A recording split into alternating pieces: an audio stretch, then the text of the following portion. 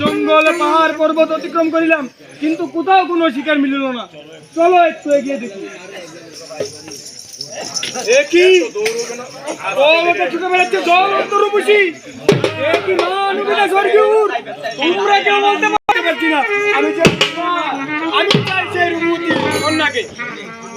যুবরাজ, তিনি হলেন আব্দুল জব্বারের পত্নী জয়নাব। তাকে দেখে আপনি উদ্মান হচ্ছেন কেন? সেটা আপনারই পদা। জয়নাব, তোমরা আমার মনের ভাব কিছুই বুঝতে পারছো না। যদি তোমরা আমার চোখে জয়নাবকে একবার দেখতে, তাহলে বুঝতে জয়নাব কতই না রূপসী আর কতই না গুণবতী। আমি চাই শুধু জয়নাবকে। তবে চলো ওই রাজধানীতে ফিরিয়ে গিয়ে আমরা জয়নাব লাভের প্রতিকার করি।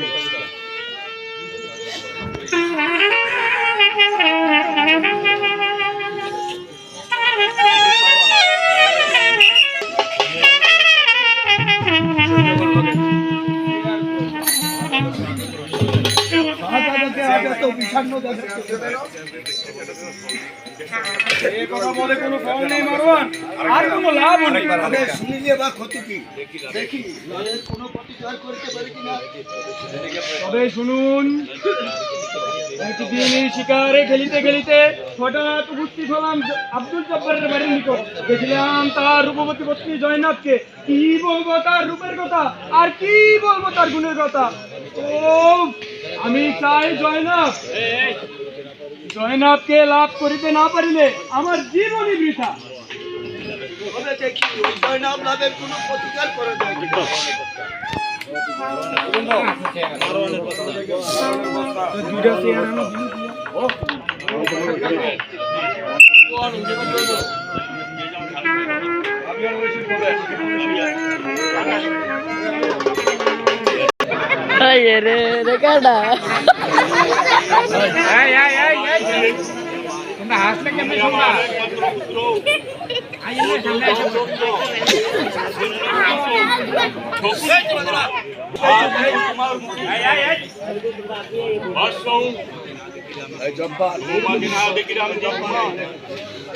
তোমার এই বিমুখ দেখিয়া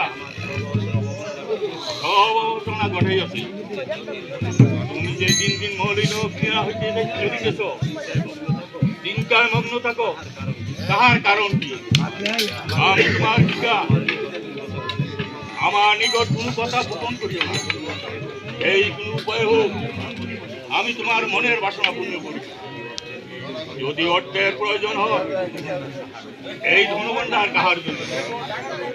এই কিশোর বয়সে সিংহাসনে বসিবার ইচ্ছা হইলে তবে বলো, আমি এক্ষুনি তোমার মনের আশা পূরণ করি। পিতাও, আমার দুঃখ আনন্দ সেই দুঃখের সীমা নেই। আমি যে মহিনীর সুদীপ্ত নয়ন পানে বিদ্ধ হয়েছি, সেই বেদনার উপশম নেই। তবে জানিবেন, এজিদ বিষ পান করে যেখানে সুখ তাদের নাম মাত্র নেই, উদাসন নেই, হৃদয়ের জ্বালা নেই, সেখানে এই বাক্য দেওয়া লাগিয়া এজিদ চির বিজয় নিবে। আমি চাই জয় জয়, আর বুঝতে পারছি না, আমার বুক ভেঙে যাচ্ছে, আমার ক্ষমা করবেন পিতা। তোমার কথায় বহু চেষ্টা করিও নিজের মনের ভাব নিজেও কাঁদতো, আমার তো কাঁদে। মনে হয় কোনো মায়া বিমগ্ন হইয়াছে। আমি অনেক অনুসন্ধান করে পারিলাম, তাছাড়াও এই দিকে আমার নিকট করিয়াছে। হ্যাঁ হ্যাঁ, আব্দুল জব্বারকে আমি ভালো করে চিনি। হ্যাঁ, ঠিক হয়েছে। আমার সঙ্গে কথা বলার সময় জয় পর্যন্ত উচ্চারণ করিয়া জয়নাব কি করিয়া আমার মাথার মুন্ড সেই জয়নাথকে দেখে এদিন পাগল হয়েছে। যদি এদিন জয়নাথকে লাভ না করিতে পারি, তাহলে এদিন আত্মুল ছিল। তবে আমাদের এই জীবনে ফলে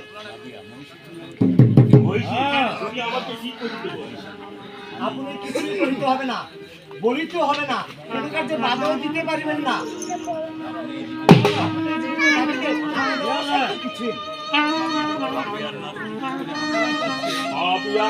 কি করে এমন কার্যে রূপ দিলে অন্য রমণীর দিকে যে একবার কুদৃষ্টি আনিবে, তাহার বাসস্থান জাহান্নাম।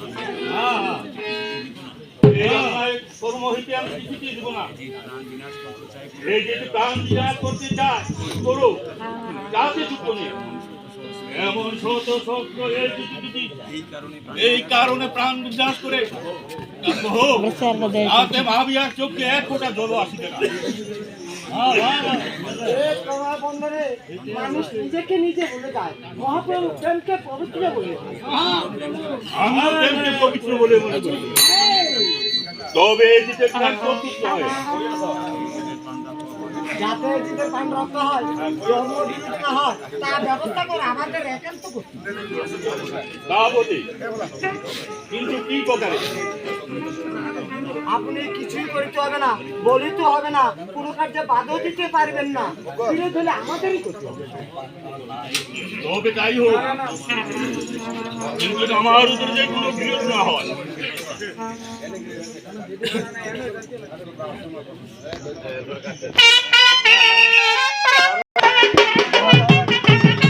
আমি আব্দুল জব্বারের নিকট উত্তরণ করিয়াছি। এই যে আব্দুল জব্বার সাহেব আছে। আব্দুল জব্বার, আমার মনোগত অভিপ্রায় মারণের নিকট শ্রবণ করিয়াছি। এখন আমার উপাসনার সময় অতীত প্রায়। আজকের মতো বিদায় হইলাম। মাননীয় আব্দুল জব্বার সাহেব, আমাদের এই প্রচুর ধন রত্ন দ্বারা মাননীয় রাষ্ট্রপতি খালেদার সহিত আপনাকে পূর্ণ সূত্রে আবদ্ধ করাইতে চাই। এই দামেস্কের সিংহাসন করাইতে চাই, এতে আপনার মত। এই যে আমার সুভাষের কথা এই শুভক্ষণের কার্য সমাধান করা একান্তই আবশ্যক।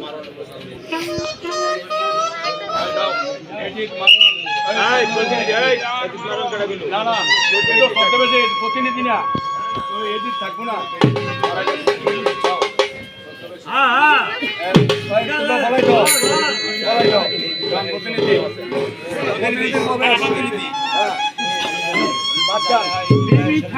এই বিবাহে সম্মত আছেন, কিন্তু তাহার একটি কথা আছেন, তিনি আছেন মাননীয় আব্দুল জব্বার সাহেবের জয়নাব নামে একজন পত্নী আছে। ধর্মশাস্ত্র অনুযায়ী জয়নাবকে পরিত্যাগ না করিলে তিনি এই বিবাহে সম্মত নন। আমিও সম্মত আছি, মুখের কথা কেন, এই দিনে তালাক নামাও লিখে দিচ্ছি। বিবেক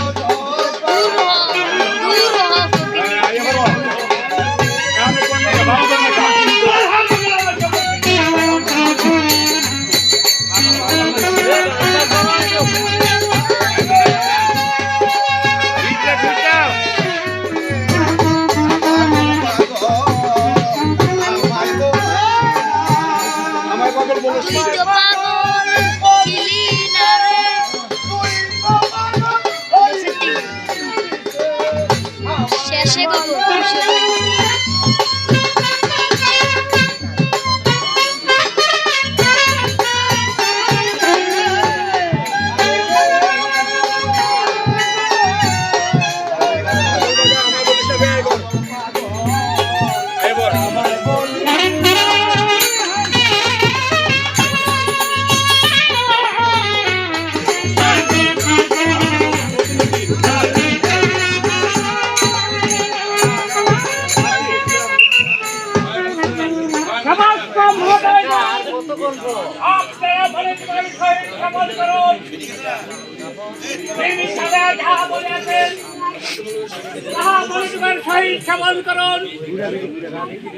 জয় ব্যক্তি ধনের লোভে কিংবা রাজ্যের লোভে সম্মান ভিত্তির আঘাত, বীর অপরাধী সহধর্মিণীকে পরিত্যাগ করিতে পারে, বিবেচনা না করিয়া তার প্রাণের বন্ধনকে একাতরে ছিন্ন করে দিতে পারে, এমন বিশ্বাসঘাতক চিন্তাশাপ অর্থনীতি নববিচারের পানীয় বিবিধ ছাড়া সম্ভব।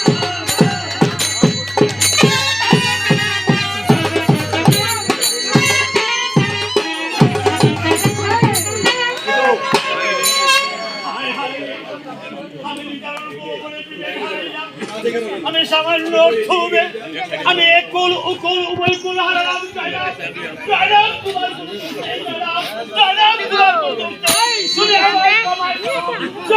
মামা এদিকে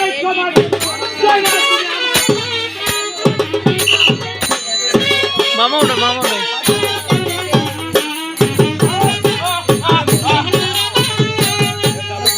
তখন কোনো উপায় ছিল না, তখন ছিলাম আসার জন্য। এখন বেশ উপায় হয়েছে, জয়নাব লাভের আর বাকি বাকি। যাও মুসলিম, তুমি জয়নাবকে এই পয়গাম বুঝে বলেছে শাহজাদা ইয়াজিদ আপনাকে সহধর্মিণী রূপে গ্রহণ করতে চান, আর যদি সে অনিচ্ছুক হয় তাহলে এই তালাকনামা বুঝে বলিও। যাও যত শীঘ্রই পারো, পথে যেন কোনো বিলম্ব না হয়।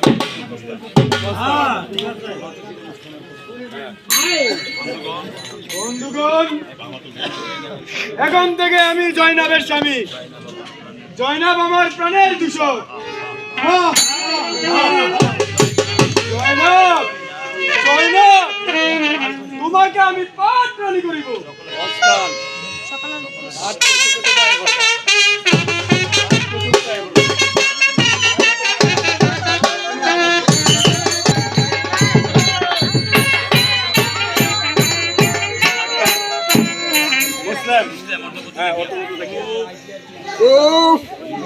এই মর্ময় পথে কত পথ অতিক্রম করে আসলাম।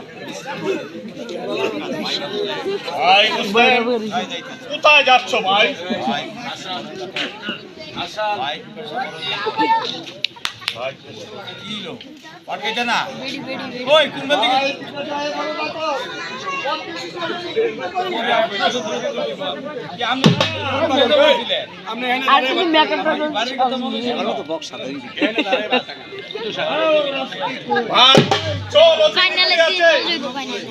আমি অত্যন্ত ক্লান্ত।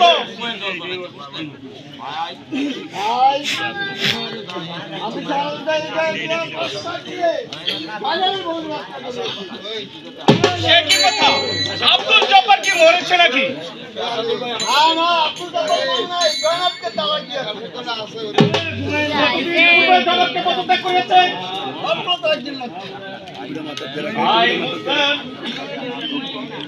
আমিও আমার পক্ষ হতে তোমাকে উকিল নিয়োজিত করিলাম। জনাবের নিকট আমার প্রার্থনাটুকু প্রেরণ করিও। অতএব এটির প্রস্তাব করে আমার প্রার্থনাটুকু প্রেরণ করিও। রাজভোগ পরিত্যাগ করিয়া যে আমার প্রার্থনা গ্রহণ করিবে, যদিও হা সম্ভব নেই।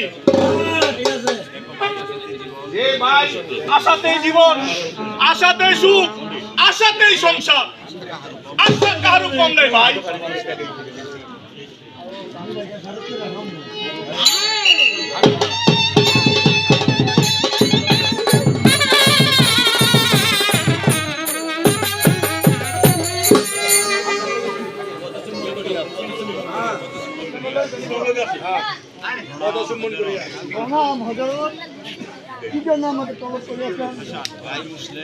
ভাই মুসলিম, আমার নিকট এত বিনয় কেন?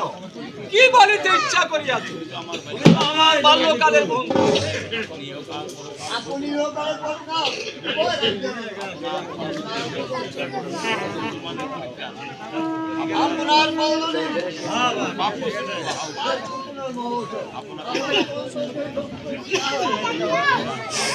আমার শিকার যাত্রা বহুদিন পর বাল্য শাখার দেখা পাইলাম, এক্ষুনি তুমি কোথায় যাচ্ছ ভাই?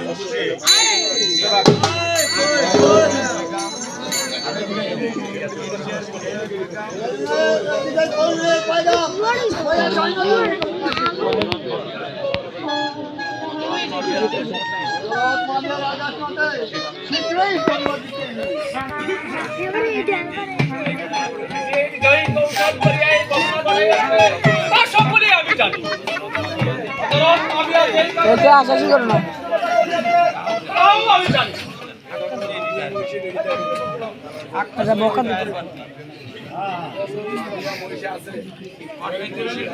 আস্তে আস্তে আস্তে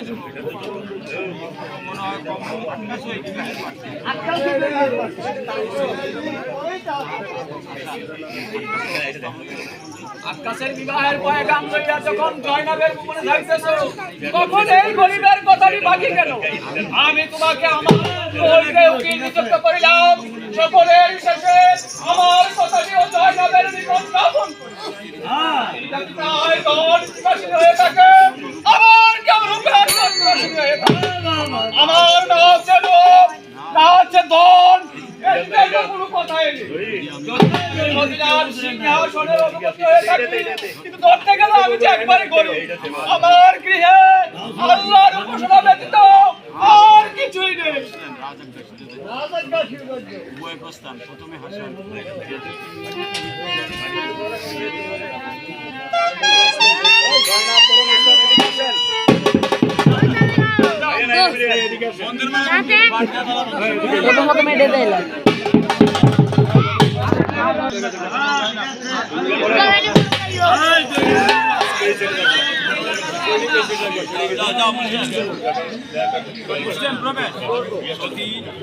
সতী, যাই উদ্দেশ্যে আমি যৌথপদে নিযুক্ত হয়ে এসেছি,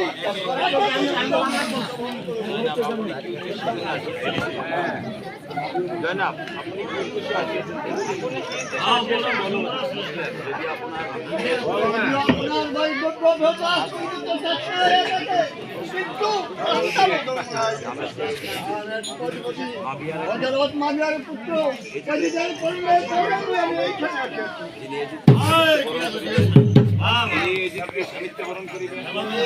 স্বামীকে বরণ করিবেন, সে হচ্ছে এই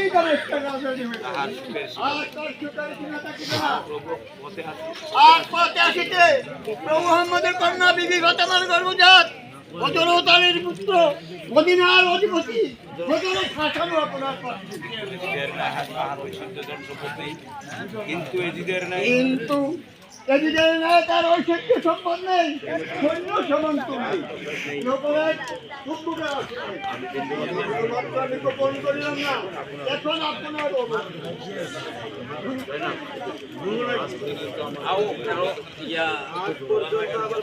সম্পূর্ণ হয় না। অবশ্যই স্বামী গ্রহণ করে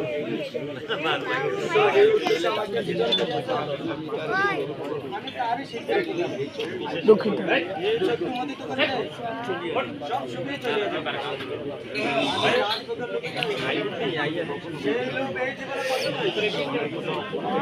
মনের কথা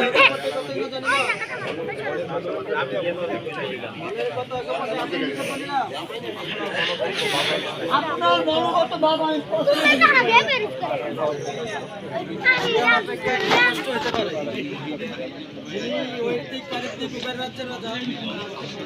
যিনি যখন আমাকে দাসী রূপে গ্রহণ করে ইচ্ছা করিয়াছেন, তার মতো সৌভাগ্য রমণী অতি কমে দেখিতে পাই। আর ওদের কি বলে আমার বৈধব্য পূর্ণ হইলে প্রভু হাসান যেই সময় আমাকে দাসী রূপে গ্রহণ করিবেন, আমি মনের আনন্দে সেই সময় পবিত্র চরণে আত্মসমর্পণ অন্য কোনো পাত্রের কথা তুমি জগতে যে পবিত্র কীর্তি স্থাপন করিলে জগৎ বিলয় না পর্যন্ত সকলের অন্তরে বিদ্যমান থাকবে।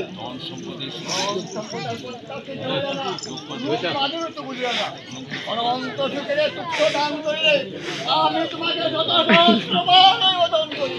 আমার কোনো কথা নাই।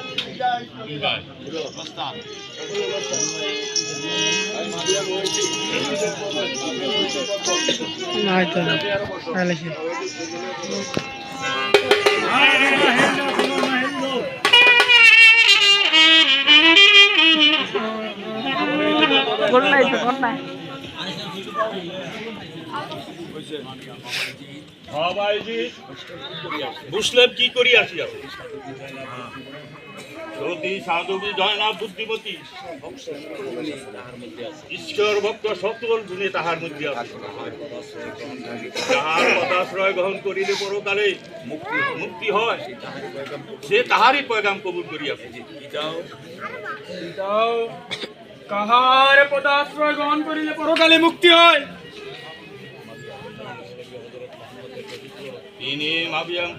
তিনি হযরত নুরুল নবীর দরিদ্র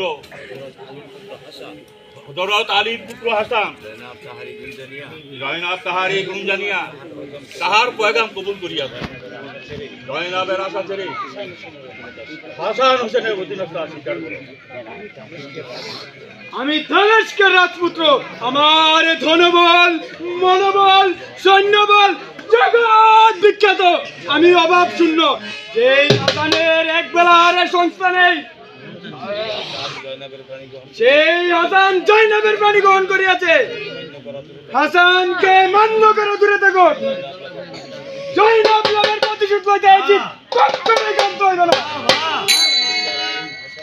আর নেই, এখন হোক আর 2 দিন পরে ইহার উন্নত হইবে না। ইহাই আজিদের প্রতিজ্ঞা। ওরে নরদ কি বলিলি? ওরে পাষণ্ড কথা মুখে উচ্চারণ করিলি?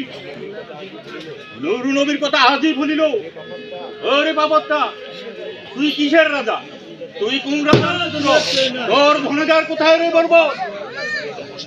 তুইও জাহান্নামী হইলি, আমাকেও সঙ্গে দিবি। তোরে বধ করিতেই তরবারি উচ্চারণ করিয়া হাতের তরবারি হাতে রাখিয়া ইহকালে তোর নিষ্ঠান নেই, পরকালেও তোর নিষ্ঠান নেই। তুই আমার সম্মুখে কিছু হও, তোর মুখ আর আমি দেখতে চাই না। আমি রাজ্য চাই নাই, আমি চাইয়াছিলাম জয় জয় জয়নাব। মুসলিম মুসলিম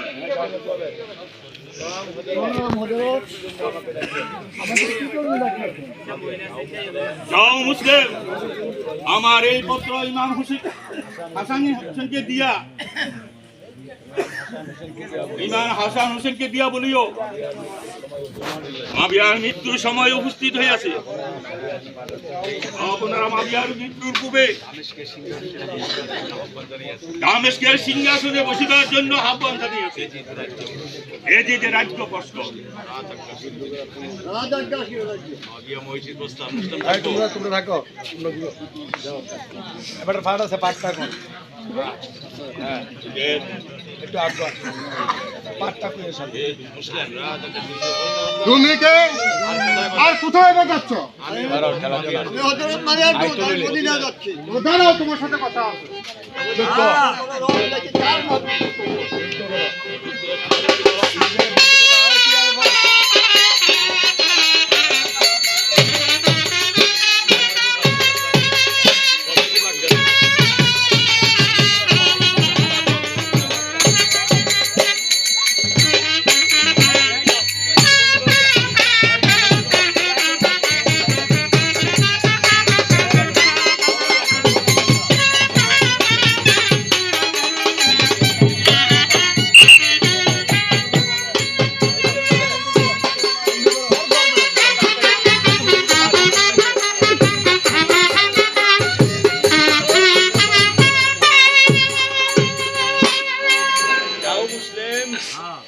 যাও মুসলিম, কিছুকাল এই শৃঙ্খলা আবদ্ধ থাকো, সময় তোমার বিচার হইবে।